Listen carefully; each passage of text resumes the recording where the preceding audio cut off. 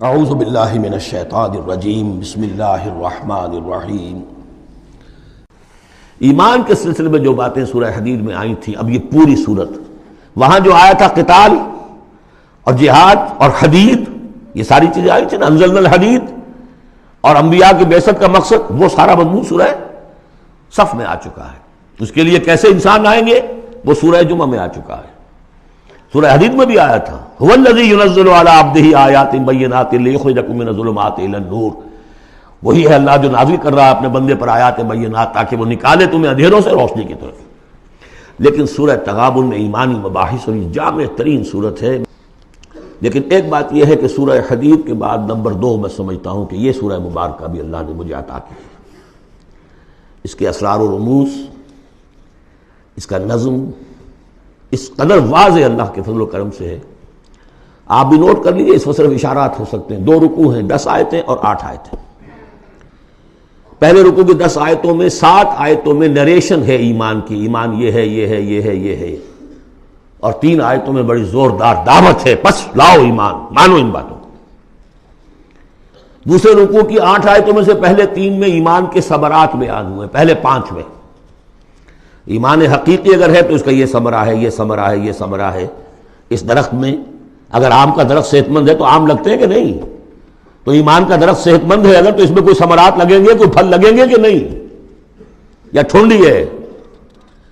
تو وہ درخت، وہ پھل کون سے ہیں؟ کچھ داخلی پھل ہیں جو انسان کے اندر کھلتے ہیں پھول، کوئی باہر ہیں جو ظاہر ہوتے ہیں، اور پھر آخر میں 3 آیتوں میں زوردار دعوت ہے کہ ان تقاضوں کو پورا کرو۔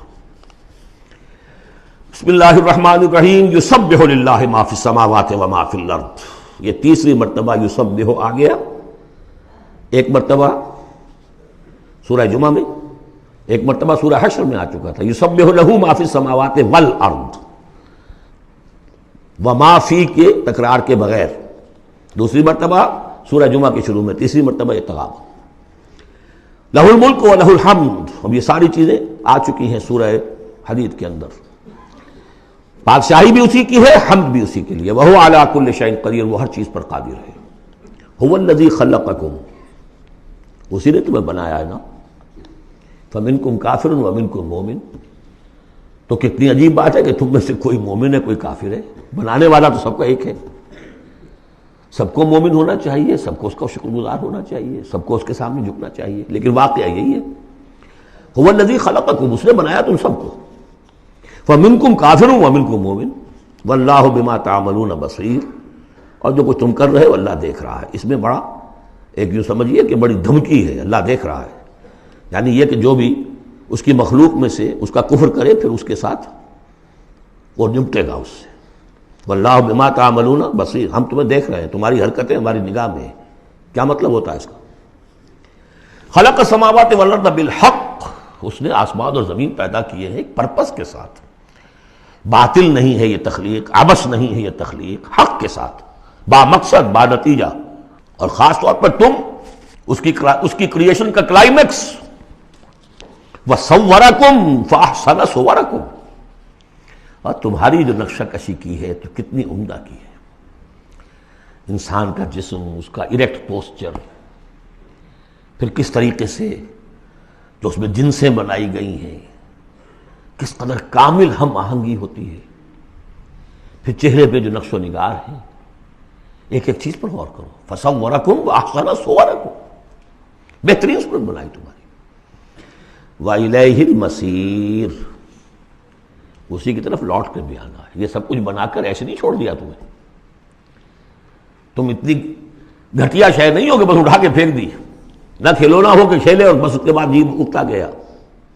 یہ ایک سیریس کریشن ہے، پرپسفل ہے، نتیجہ نکلے گا۔ اب دیکھیے ایک آیت میں جمع کیا ہے وہ تمام جو ایمانیات، ایمان بالعلم، علم خداوندی کا جو ایمان ہمارا ہونا چاہیے، آپ کو کئی کئی آیتوں میں ملے گا قرآن میں، بہت سے مقامات پر، یہاں ایک میں 3 ڈائمنشنز دی ہیں۔ یعلم ما فی السماوات والارض، ایک ڈائمنشن، وہ جانتا ہے جو کچھ آسمان میں ہے جو کچھ زمین میں ہے۔ کیا باقی رہ گیا؟ لیکن سیکنڈ ڈائمنشن، وَيَعْلَمُ مَا تُسِرُّونَ وَمَا تُعْلِنُونَ، وہ بھی جانتا ہے جو تم چھپاتے ہو اور وہ بھی جانتا ہے جو تم ظاہر کرتے ہو۔ تیسری ڈائمنشن اور آئی، واللہ علیم بذات الصدور، سینوں کے اندر جو کچھ ہے وہ پنہاں ہے وہ بھی اللہ جانتا ہے۔ میں کافی عرصے تک متردد رہا کہ یہ تو پھر تکرار ہو گئی، جو کچھ ہم چھپاتے ہیں وہی ہمارے سینے میں ہے نا، اور تکرار محض کلام کا عیب ہے، یقیناً یہاں کوئی اور بات ہونی چاہیے۔ تو جب انکشاف ہوا کہ اس سے مطلب ہے even your sub conscious mind which even you don't know yourself what is lurking in the subconscious mind، تمہارے تحت الشعور کے اندر جو طوفان اٹھتے رہتے ہیں اللہ تو اسے بھی واقف ہے۔ He knows you through and through، وہ تمہارے جین سے واقف ہے۔ هو عالم بكم اذ انتم اجنۃ فی بطون امہاتکم، اپنی ماؤں کے پیٹ میں جنین کی شکل میں تھے، اللہ تب بھی جانتا تھا تمہیں، تو وہ تو تمہارے سب کانشیس مائنڈ، تم نہیں بات جانتے نہیں، تمہیں نہیں معلوم، تم بسا اوقات دھوکہ کھا جاتے ہو، تمہارا تحت الشعور جو ہے وہ تمہیں دھوکہ دیتا ہے، لیکن اللہ اس سے بھی واقف ہے۔ صدق اللہ العظیم۔